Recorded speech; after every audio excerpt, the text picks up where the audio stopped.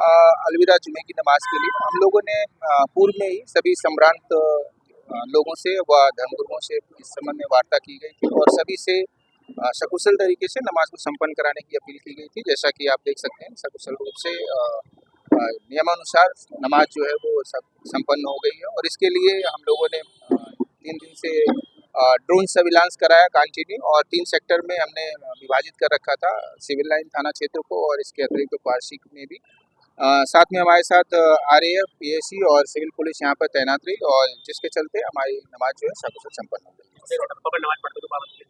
ना कोई भी सड़क पे नमाज यहाँ पर अदा नहीं की गई।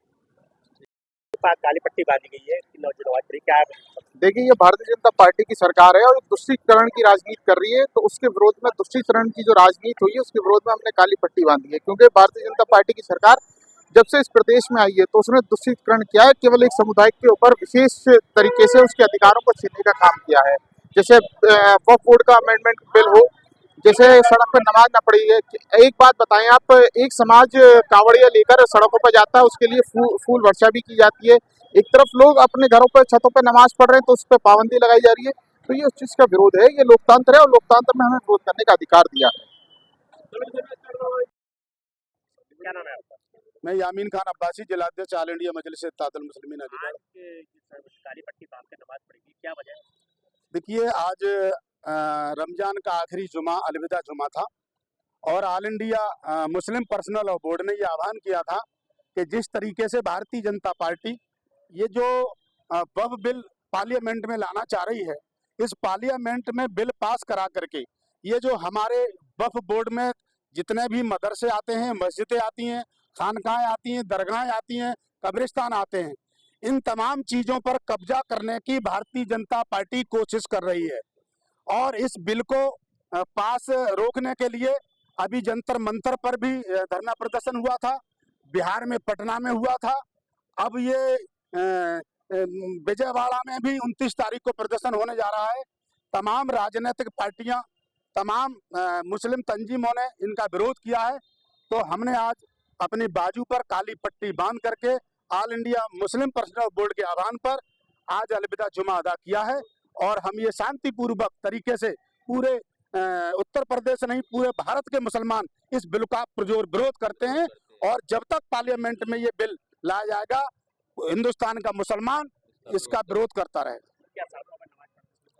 देखिए, सड़कों पर नमाज पढ़ने की पाबंदी भारतीय जनता पार्टी की सरकार, चाहे वो उत्तराखंड में हो, चाहे उत्तर प्रदेश में हो, चाहे वो राजस्थान में हो या मध्य प्रदेश में हो या महाराष्ट्र में हो, जहाँ जहाँ भारतीय जनता पार्टी की सरकार है, इनको बेरोजगारी से कोई मतलब नहीं, इनको मतलब कोई कारोबार से कोई मतलब नहीं, इनसे महंगाई से कोई मतलब नहीं। केवल हिंदू मुसलमान मस्जिद, मंदिर, कब्रिस्तान, नकाब, हिजाब, सड़क पे नमाज के नाम पर ये राजनीति कर रहे हैं। और ये जो कह रहे हैं कि नमाज सड़क पे नहीं पढ़ी जाएगी, तो मैं इनसे पूछना चाहता हूँ कि हिंदू, मुस्लिम, सिख, ईसाई तमाम लोगों के त्योहार होते हैं, तमाम सरदारों का कीर्तन सड़कों पे हो सकता है, तमाम इनकी जो दुर्गा यात्रा है, कांवड़ यात्रा है, तमाम रावण का मेला है, तमाम चीजें मतलब जो है सड़क पे हो सकती हैं। लेकिन मुस्लिम अगर 5 मिनट की नमाज पढ़ लेंगे तो इनके लिए मतलब मुकदमेदार कराएंगे। संभल और मेरठ के अंदर आह्वान किया प्रशासन ने कि अगर छत पे नमाज पढ़ी तो कार्रवाई होगी, तुम सड़क पे भी नहीं पढ़ने दोगे। बिहार का एक मंत्री कह रहा है कि अगर मुसलमानों को जगह न मिले तो कब्रिस्तान नमाज पढ़ने चला जाए। तो ये तमाम तरह की जो भड़काऊ बयान दे रहे हैं, इस पर अगर मुसलमान कोई एक्शन लेता है तो मुसलमानों के नौजवानों पर तरह तरह की संगीन धाराएं लगा करके, देशद्रोह की धारा लगा करके उनको लंबे समय तक जेल में डाल दिया जाता है। अभी रामजी लाल सुमन जी के कैबिनेट सेना ने कितना बड़ा उपद्रव किया, 8 गाड़ी तोड़ी, उस दलित नेता के वो हुआ और 19 लोगों को थाने से छोड़ दिया गया। मुझे तो ये लगता है कि इस देश में कानून भी 2 हैं, धाराएं भी 2 हैं, हिंदुओं के लिए अलग और मुसलमानों के लिए अलग।